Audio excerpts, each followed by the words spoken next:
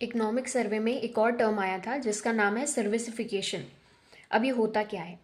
India में 3 तरीके के सेक्टर्स हैं: प्राइमरी सेक्टर, सेकेंडरी सेक्टर और टर्शरी सेक्टर।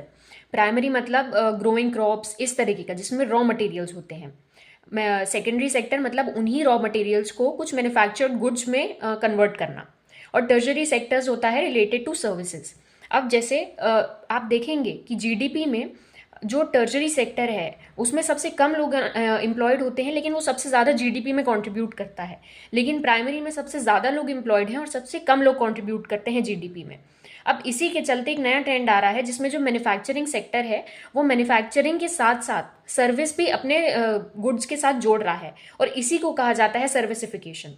अब इसका एग्जाम्पल अगर आपको बोलें तो जैसे डिजिटल प्रोडक्ट्स हो गए। अगर आपने कोई एक डिजिटल प्रोडक्ट जो बना हुआ है उसको खरीद लिया तो आपने उसको ओन कर लिया, वो मैन्युफैक्चरिंग आपको डायरेक्टली सेल कर रहा है।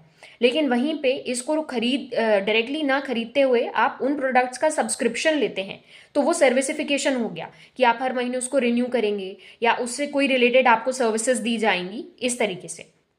इसका एक सेकंड एग्जाम्पल भी ये है कि आजकल बहुत ज़्यादा चल रहा है, आप देख रहे होंगे बुटीक्स में या इन स्टाइल्स जो स्टोर्स होते हैं।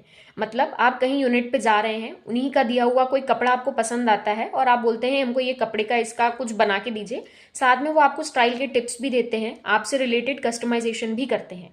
इसको जोड़ दिया सर्विसेज से। अब फ़ायदा क्या है? फर्स्ट, आज के ज़माने में सर्विसेज बहुत ज़्यादा ज़रूरी हैं। क्लाइंट्स सर्विसेज के लिए एक्स्ट्रा भी प्रीमियम देते हैं, मतलब रेवेन्यू बढ़ता है कंपनीज का इससे। सेकंड, अगर कस्टमर आपसे जुड़ गया और आपकी सर्विसेज पसंद आई है तो आपके लॉयल कस्टमर बेस रहेगा, जो कि आपको लॉन्ग टर्म में बेनिफिट करेगा।